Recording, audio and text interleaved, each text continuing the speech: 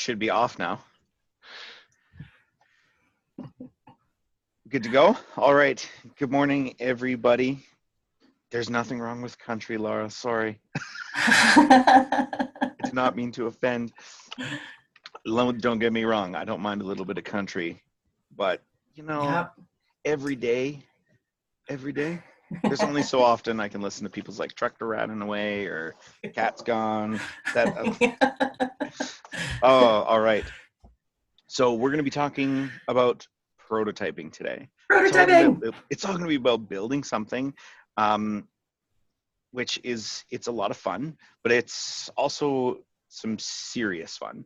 And we're going to take you through it. Like I've already said, every single day, you guys are probably tired of hearing me say this. Jump on Twitter, be part of the conversation, share your questions on there, or share them in the group chat, so that Aaron and I and Allie, we can address as many of them as possible as we go through this presentation. But I want to know from you guys, we got some pretty fantastic drawings. Yeah, we did. So I want to know in that chat box, like, what was it like drawing instead of writing something down? Now, how did it feel to have to draw your ideas? We sound like therapists. So how did you feel about that? Fun and fresh, says Vanessa. Good to hear. Justine says hard. Yeah, it is hard, especially if you're not used to it. But the rushed drawing. Well, a little bit of frustration there. Graham says it's not a strength. What else have we got rolling in? So I know that it is hard to draw, especially when you're under pressure like that. And that's why we use Crazy 8s a lot. We use it as a warm-up. And the more you do it, the better you get.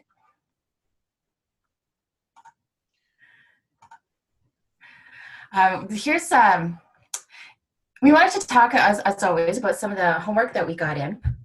And this is one of the examples that we picked because we have some people say, well, why is it important to draw? Why do we have to draw our ideas? And this is an example of why you should draw. Because if you look at the ideas that they wrote down on this example, they're not even really ideas. They're more measures for success. So ease of use isn't an idea so much of how is it easy to use. And I want to show you the next one here. If you see, these ideas are, maybe need one word to explain what it is. So for example, the first one, oh, that's virtual reality. Oh, okay. So what's the next one? Oh, it looks like it's a timed competition. So the drawing, what it does is it creates a mental image for the other person so they don't have to explain it. The previous one were just ideas on paper, or even just measures on paper. If they tried to draw them, I don't even know what they would draw. But drawing makes you solidify your idea. And the third one I want to show you is our favorite. And what we loved about this is, first of all, it's a really good example of why we never suggest that people use pens to draw and why we say use markers. And you can just see that right here. It's very difficult to see what that person who did in pen had scribbled on, but everybody else you can see very clearly. Also, if you consider that this exercise took them, 10 minutes to do, that's 40 new ideas in 10 minutes. Can you imagine if you were running a meeting and in the first 10 minutes you had 40 new ideas to work on your problem? It never happens. It doesn't happen, right? And there's some bonus points on that one. So there's bonus points for writing yes and at the top of every page. Yes. So 50 internets for you. You can email me and I will send them your way. Right. So today we are talking about prototyping, and this is what you're going to do once you've gotten your ideas out there. You've taken one and developed it into a storyboard panel, and now you're gonna have to build that and show it to somebody. And we had our wonderful friend Robin, who was going to come and talk to you about prototyping and testing today, but unfortunately, Robin has the flu and isn't able to join us. But lucky for you, we are also prototyping extraordinaires, and we're going to tell you everything that we know about it today. So I want to know from you guys, why do you think we should prototype? Without us kind of like explaining it and what it is that you go through, like, why do you think we should be doing that in healthcare or in the place that you work? Just type it into that chat box. Why is prototyping important? Everybody's hashtag flu shot. So you can figure out what you forgot to consider. Good. And trying things as a pragmatic way to test. Testing. Don't waste time fully developing an idea that doesn't work. Good. That's a good one. I like the mini experiment to identify challenges you hadn't thought of. Yeah. Trial and error. These are fantastic responses. Yeah. Find out what works. Well, why don't you tell them why we prototype, Josh? So I'm going to speak from a healthcare space. So how many times have you guys ever come into a meeting and you've got an idea and the first response is prove it or show me the evidence? Because in healthcare, we really live in this evidence-based culture, and it can be extremely difficult. And we're not going to go through prototyping and testing and say, it's going to affect 80% of this. Well, at least we're going to be able to know that there are nurses or physicians or people who are like, yeah, we like your idea. And it kind of gives you that momentum and that energy to kind of continue on and to keep going. And I know you've seen this slide, or you've at least heard of this before. If a picture is worth 1,000 words, a prototype is worth 1,000 meetings. Because we can get into meetings and we can go on and on about a concept or an idea. But when you try to assume you're going to know all of the challenges and everything you're going to face, but when you start to build a prototype, it almost gets a little bit messy. You force yourself into the details, but you also don't worry about the things that you can't assume are going to happen. You don't try to play that game of, well, what if? We got to think about this. And it allows us to kind of send our idea out into the space. Absolutely. It also, prototyping we talk about, it's your first chance to fail. It's your first attempt to learn something. And you hear about us talking about failure quite a bit, and how, to fail forward and don't have a fear of failing. And why that is important is because prototyping, well, imagine a child trying to ride a bike. When you're learning to ride a bike, there's this constant correction that happens as you learn about balance. So if you fall in one direction, you're learning to get your balance. If you fall in the other, if you have those training wheels on, you don't have the opportunity to lean in one direction or the other, and you don't have to course correct. Once those training wheels come off, the course correction is the learning. And prototyping is that kind of idea, that you need to be able to fall a little or fail a little in order to course correct and get towards an idea that is more suited to your end user. So I got a little, so what happens with a kid is we don't put them into 1,000 meetings to get to teach them the theory of balance. What we do is we take the pedals off and we get them to learn, like, okay, you made it 30 seconds and 45, and then they start to adapt based on the challenges they experience. That's right. So prototyping is really about doing it instead of just talking about it. But we do have some tips for you about how you can prototype with aplomb. Oh, sorry. It's all right. I got it. Okay. All right. So prototyping versus testing. So prototyping and testing are not the same thing, but they do go together. Prototyping is actually the art of building it. It is taking something and making it tangible. And it is a lot of fun, like I've said, but it is serious fun because you are going and you're about to create something that you're actually going to show to your end user. And that testing piece is the part of actually giving it to your user, letting them experience it. This isn't about explaining it to them. This is about putting it in their hands and getting their reaction. What is it that they initially say with it? What is it that they do with it? How do they experience it? Because you're going to learn a lot in your first, 5 iterations of this. It's true. It's true. And Did I skip slides? Sorry, go ahead, Josh. That's okay. You guys may have heard of somebody by the name of Josina Vink. She's a PhD in design. And she's well known for saying, look behind the pickles. What does that mean? When you're building a prototype, I want you to imagine it's a Saturday morning. You just got up, you're tired, and you want breakfast, but you definitely don't want to go out to the store. It's cold. And you just kind of need to move the pickles to the side and look what's there, and you make what you have. And you do the exact same thing when you're building a prototype. Build with what you have. Open your cabinet, pull out a piece of cardboard, and just make something that someone can experience. We're not saying that you've got to go out and buy these expensive prototyping toolkits, because I know that they're there.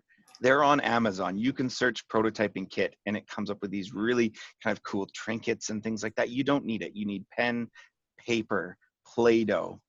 What else do we really like to use? Popsicle sticks.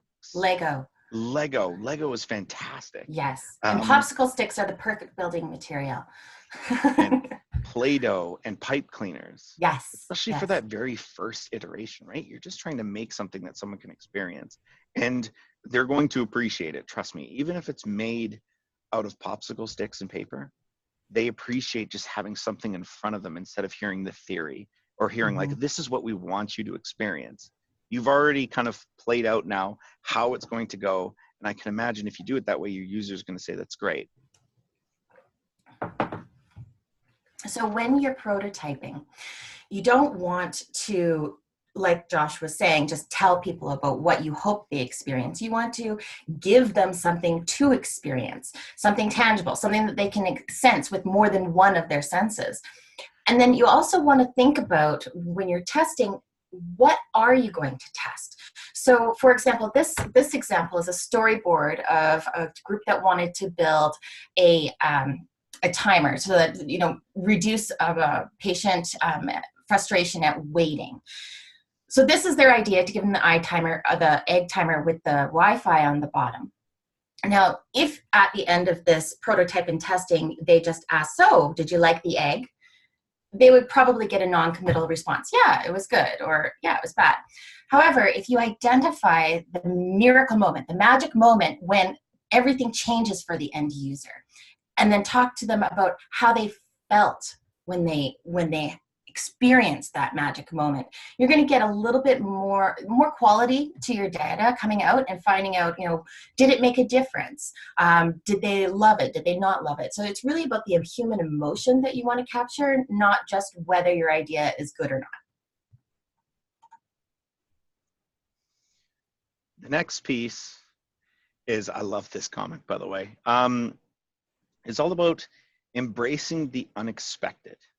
We always hear us say, like, embrace the ambiguity, because we want that. We want that unencumbered response from our users when we hand it to them, because we don't know what's going to happen, but we want them to respond to it, you know, enthusiastically, or maybe they're like, oh, I don't really like this, but we do want it to be unencumbered.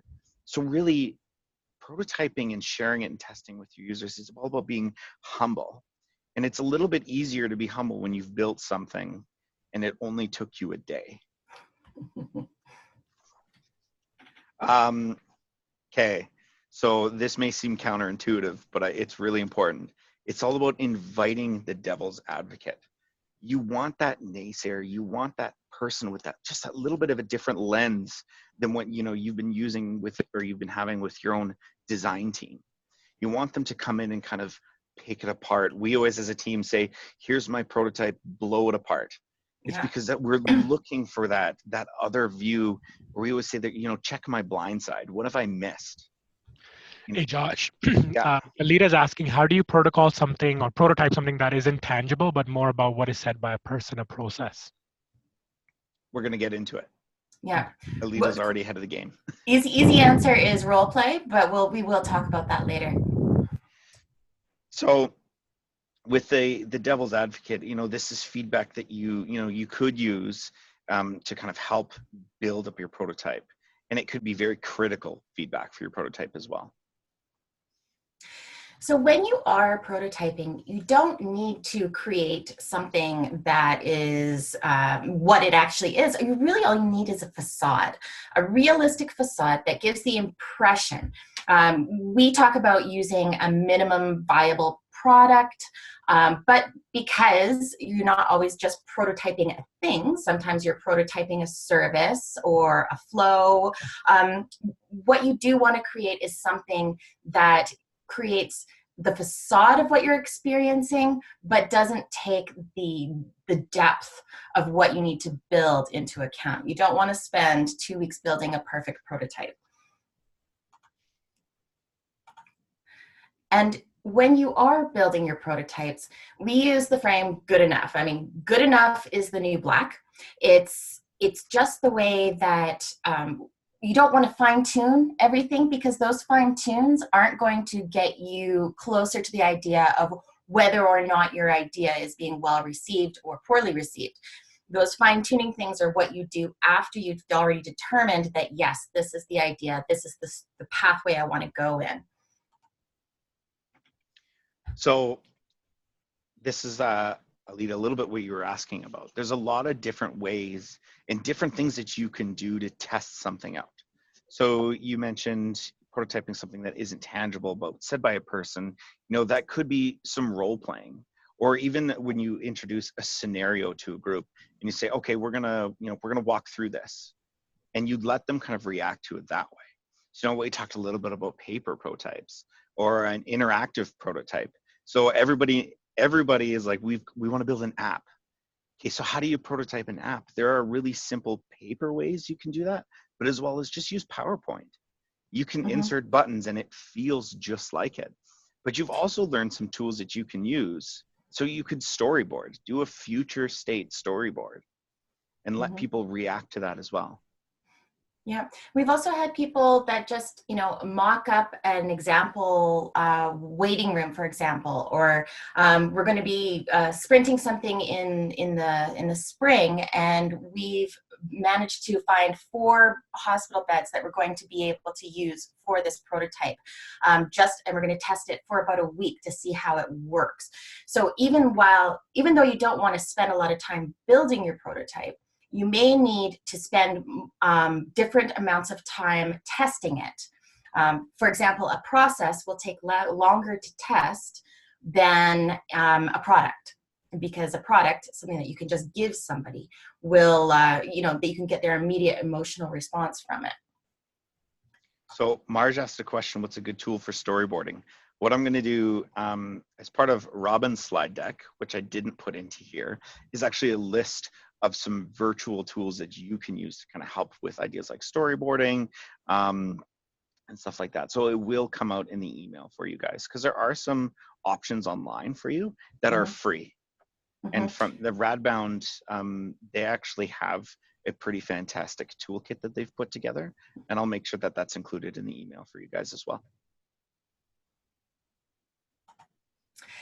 Oh, so we have brought some examples of some of the things that we have prototyped. This is one of our first prototypes that we created a card game that we hoped nurses would play so that they could be a little bit more comfortable talking about privacy issues. So we slapped this together in like an hour and a half with the rules and everything, Sharpies and, quick printouts, colored paper. Went down to the emergency room and gathered 3 different groups of 3 nurses on their break, and just got them to play the game. We didn't actually tell them how to play the game. All we did is told them that we had a game that we wanted them to play during their break, and then we watched. We watched to see, what kind of conversations were they having? Was the gameplay obvious? Was it confusing? Was it interesting? Did it seem like they were forced as they were going through it? And really, did it create the culture of openness that we wanted the card game to do? And only then did we take a look at the gameplay after we tested it with maybe 3 different groups.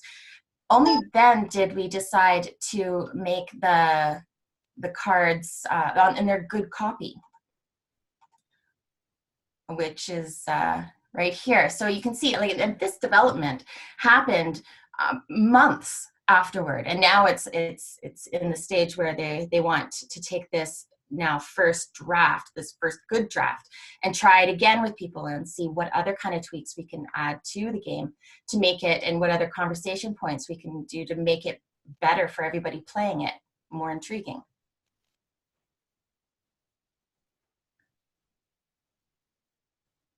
All right. Is there any questions that we've had up until now? I don't think I've seen anything new in there, Allie. So I really quickly want to touch on one that I worked on in Northern Alberta, and we were working on elderly loneliness, and the team was trying to prototype a service. Really difficult thing to do. So we thought, okay, let's try to sell the service then. How would we market it, and let's see what the uptake of it may be. So of course, the first thing to go to is a brochure, that 3-panel, the standard thing that we would usually build. So low fidelity to start. It's Post-it notes and a piece of paper.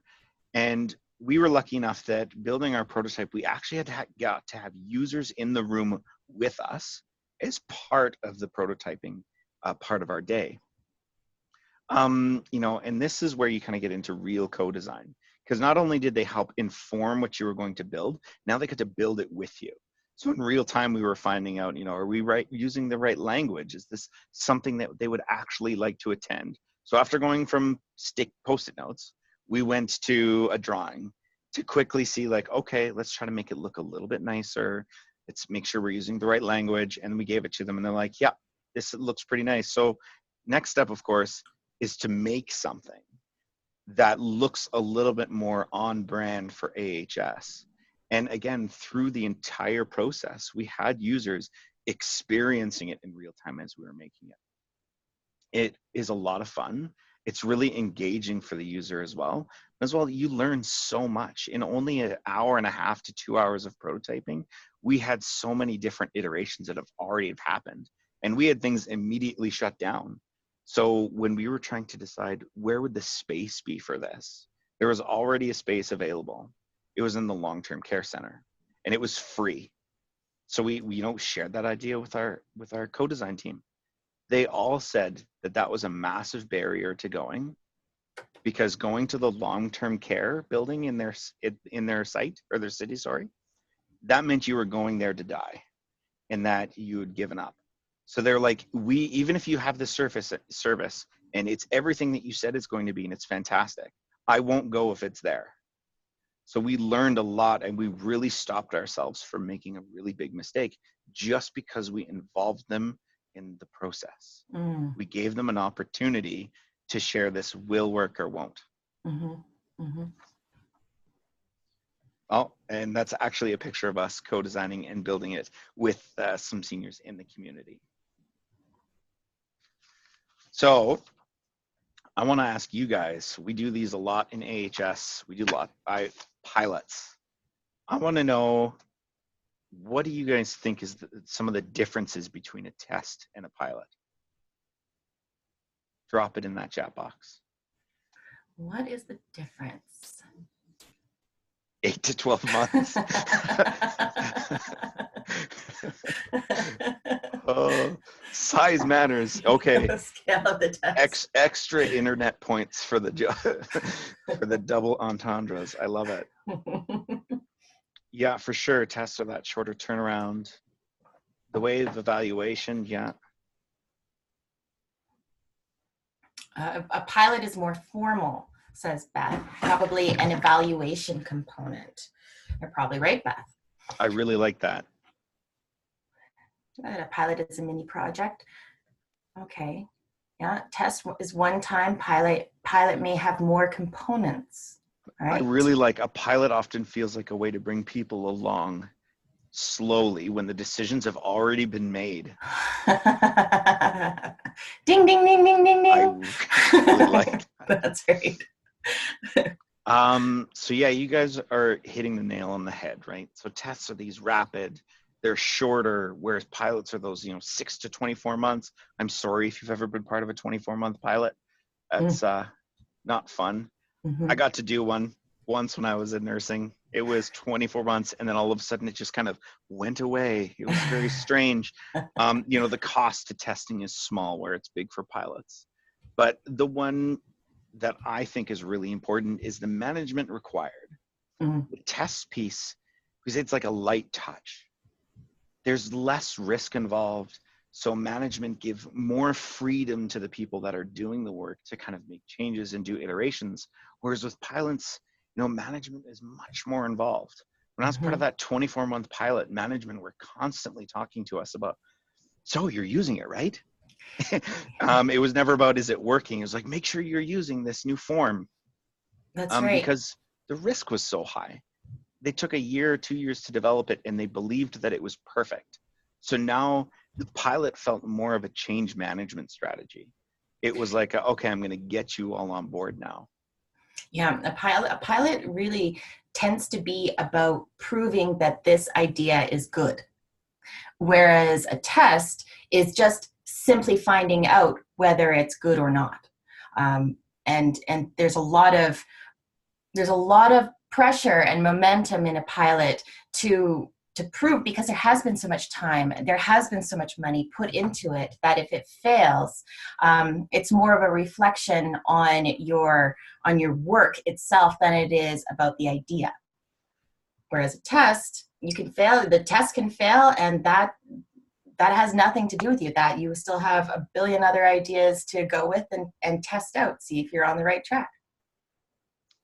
So everyone loves to ask us, so how many people, how long do you test it for? Yeah. And I always get said, like, so a 3-month test, maybe a 12-month test. And I say, just start with 5. And they're pretty excited about that. They're like, oh, 5 months? That's pretty short. But no, it's not 5 months. It's just start with 5 people. You're going to start to reveal some really important things around your prototype, just sharing it with 5.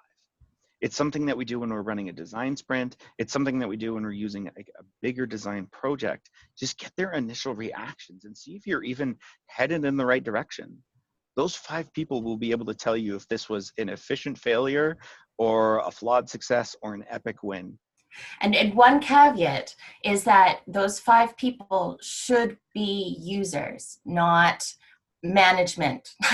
So test it with real people that you want to use it, because you want to get their authentic reaction. You don't want to test it with managers that are going to implement it, or with leadership that's going to get behind it. You want to test it with the people that are going to use it.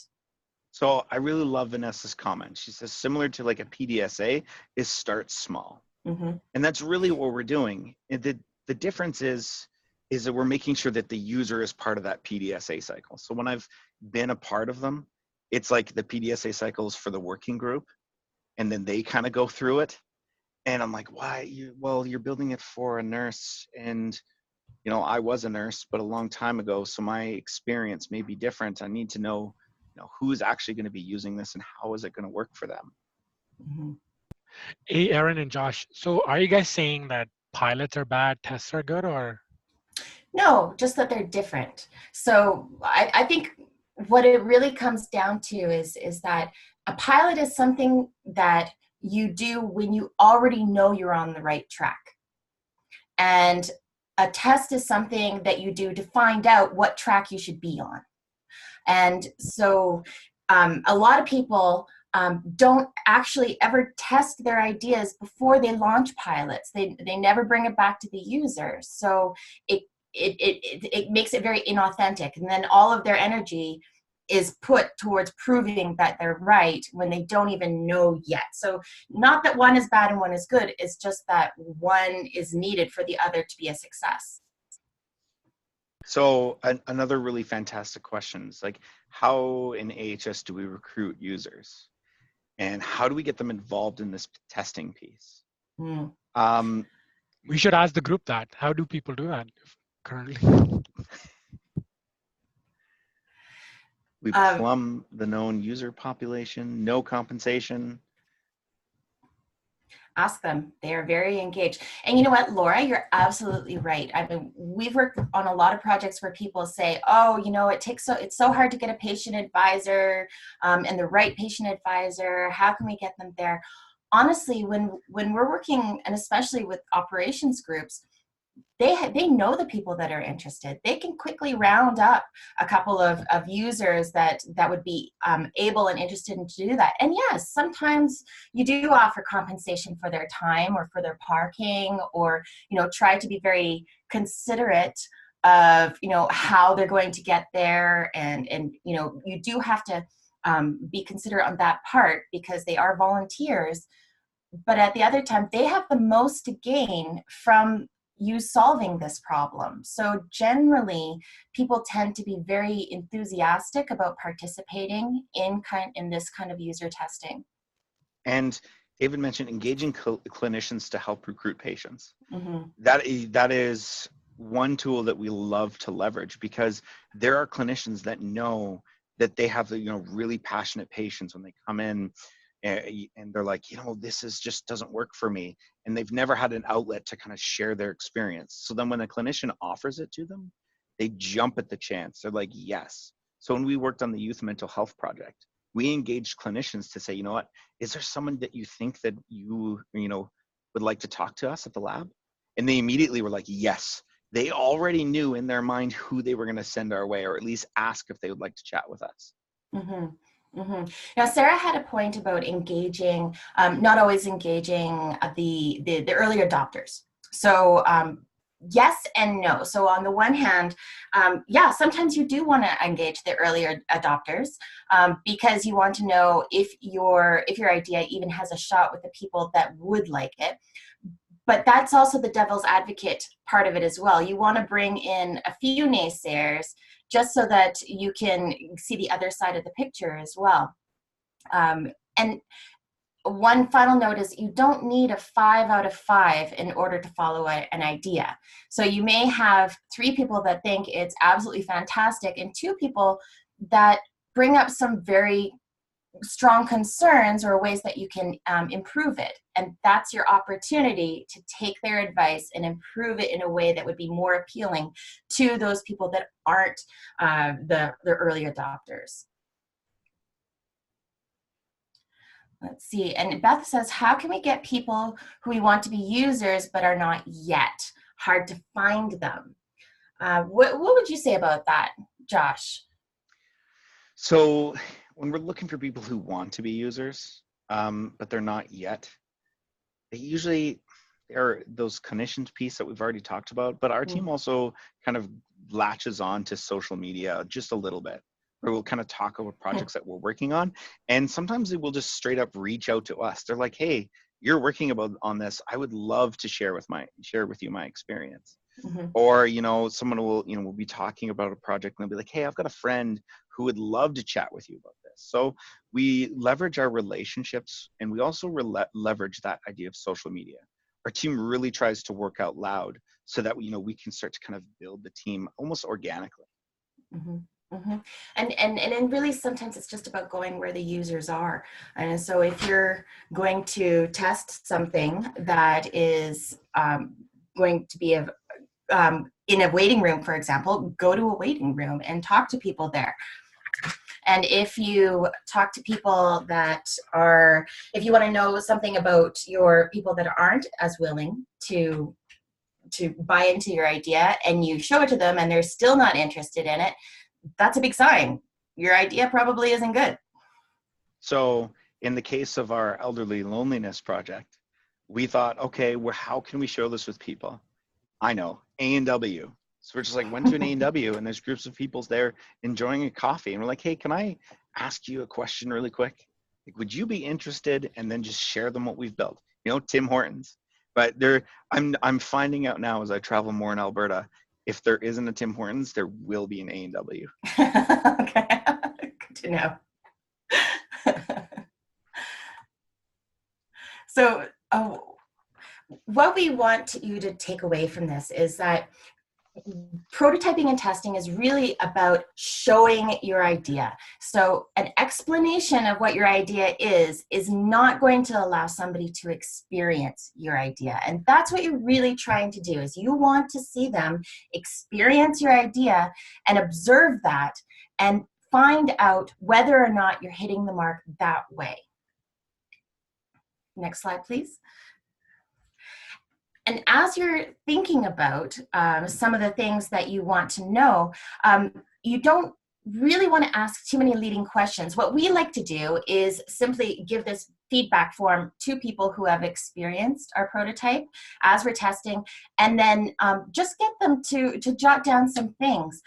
There are no right or wrong answers here. As you can see, it's not qualitative at all. It's just we want to know the emotional human response to what we've given to you, and honestly what you think. And everyone was like, well, what about the new ideas to consider? Well, if they really didn't like it, then I want to know from them, like, okay, then what have you got? Like, what is something that you think would actually meet your needs? Because like we said, this is a low fidelity. It hasn't cost us a lot of money. We can change it up, but let's ask our user who said something is now crappy, what they would use instead. Like, honestly, if I could go to a tire shop after I've had a bad experience and they said, what is a new idea that we could do this? I would love to share it to them. Just nobody asks. I never get that opportunity. So no, it's true. So we'd just like to pause so that if you guys have any more specific questions about prototyping or testing, throw them into the chat box and see if we haven't covered something that you'd like to see us get to. Erin and Josh, I had a question for you guys I was thinking about.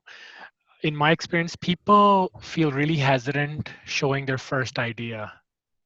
And there's a lot of pushback, like, oh, we're not ready yet, we need to. What have you guys done in your experience to overcome that and kind of get around that? So my first go-to is always to just challenge them a bit on the idea of, like, you will never actually be ready. It's never going to be perfect. It's like, okay, that's a bad example. It's like the idea, I was going to say the idea of having kids, right? Everyone's like, I'm going to wait until I'm ready. There's really, Yeah. or, the example that I like to use is the moving piece when, I'm supposed to be moving to Calgary. And I initially was like, I got to wait till I'm ready. There's never going to be like this perfect time where just all of the stars actually line up and that it's perfect and you're ready to rock. You're always going to be like a little bit nervous and a little bit scared. And it takes a lot of courage to put something out there, but trust me, after the first time you do it, you start to gain like this courage and this like drive to just want to keep showing people, because you start to get that immediate feedback piece, and then you're like, yeah, like people do like it. I want to keep going, and it keeps the energy up with the project team. I don't know, Erin, you got another tip? Well, it's just really like nothing. If your idea needs perfection in order for people to get it or like it, then you're screwed, because it's not a perfect. Perfection doesn't make an idea good. A perfect prototype does not make a service good or a product good. That really goes back to that idea of good enough. Like, you have to be able to show your ugly baby, warts and all, and see what kind of feedback you get. Let go of your babies. Yes, that's right, Vigris. That's what you have to do. Let go of your ugly babies. And one thing that I've seen in my experience is a lot of times teams have very vocal people on it who have very passionate ideas of this is what the user will like, or this.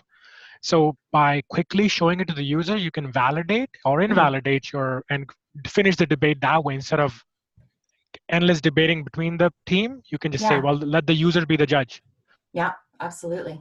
Yeah, exactly. So if it's great, well, let's go see if it is. Let's Ali, check it out. You don't like endless debates in meetings? Are you sure? I've heard they're lots of fun. And any other questions from the group? I have one more question. So a lot of times teams are working on documents, like strategy documents, and actual, like, they have to create, what would a prototype look like for a strategy kind of documents, and like what can they do to make that, quickly test and learn from that? Hmm. How do you prototype a strategy document? Is that the question? Yeah, I'm just thinking about, like, some of them are just working on documents or forms, and like these Mm-hmm. actual, like, bigger kind of documents. I guess, how do you prototype a document? I don't know. Oh, that's an interesting question, Ali. Well, I mean, you give it to the user and ask them if they can and see if they understand it. See if they know how to use it. A So strategy. that is in my old life was something that we would spend like 2 years on, and to make it absolutely perfect. But I think the idea is like, just share people out that it's a draft. Let them react to it. Like, if they immediately look at it and they think, "Oh man, what are these guys doing?" Then you know you're headed in the wrong direction. And like, I love what Stacy just said. Bullet points. Make it simple. Make it something that your user can react to, and you don't have to explain it to them. Like, if I'm making a strategy document, I gotta spend 30 minutes explaining to them how it's gonna work or what I'm looking for. Like, no, we're working on the wrong thing then. Yeah, exactly. And you know what? It also ties back into be visual. If you have a strategy document that has 5 pages of text that you're expecting somebody to read through, process, mind map, evaluate, and have this critical analysis coming out of it, understanding exactly what you're intending, you're asking them to do a lot more work than if you just use visuals to create those mind maps for them. So when you're creating these documents, use as many visuals as you can. There is magic in that. So, and shameless plug for our website and our blogs. You can go online and read a blog that's actually written by a gentleman by the name of Richard Liebrecht, and he actually used design thinking to build policy in the government of Alberta. That's true. And It's a really good blog. He did a really awesome thing where they actually had 2 teams build a strategy or policy document, and then they battled it out against each other to see, like, okay, who's going to make, who's in the right direction. And then what happened is they amalgamated the 2 of them because they realized it was better together. So the blog is on our website. If you go www.d4ahs.com, and then on the very far, I'm going to say right side, if you hit our blog, there's some musings from myself, Aaron, Ali, and as well as some of our fellows from the lab. Oh, good link, Ali. Ali's dropped the link in the chat box. Google Ali is on the job. All right, next slide, please, Josh. So this week, we would like you to plan your prototype. Now, this is the last homework activity for our series here. And we will tell you, this is like your final exam. And if you really want to blow us out of the water, we would love to encourage you to actually build and then test what you're planning. Now, we understand that not everybody feels comfortable doing that, but we will absolutely shine a spotlight on whatever you're doing if you can get that done for us. And we would love to see what you have. Now, if you have any questions about this particular activity, it is fairly straightforward, just about making a plan. But if you have any questions, you can always reach out to us at the design lab or design.lab@ahs.ca or on Twitter. We're happy to answer any of your questions. Next slide, please. So, for today, your key takeaways, the things that we really need you to know is, first of all, minimum viable. That's all you really need to get your idea across. So the rougher, the better. Finally, show and don't tell. If you have to explain your prototype to somebody, you're doing it wrong. You should only need to give it to them and let them experience it themselves. And be humble in your assessment. Do not tie your ego to whether or not your prototype is successful. You're not looking to prove that it's anything here. You're only looking to find out which way you should go. Next week, we are going to be talking to Alika, and Alika is a storyteller extraordinaire. He's going to talk to us about how to bring it all together and how to storyfy your learning so that you can share it with people in a way that is going to be impactful for them. So thank you guys so much for joining us today. You know, if you got any questions, you want to learn more about the lab, or you want to see about maybe how the lab can even help you on project you're working on, fire us an email. Encourage you guys to follow us on Instagram and Twitter, and check out the website and some of our blogs. That's right. Oh, and we will also tell you that we are sorry about Robin not being able to be here today, but you can find his previous presentation with us from last time Sprint School. So we will also share that link so you can take a peek if you're interested. Thanks a lot, guys. Have a great morning, everybody.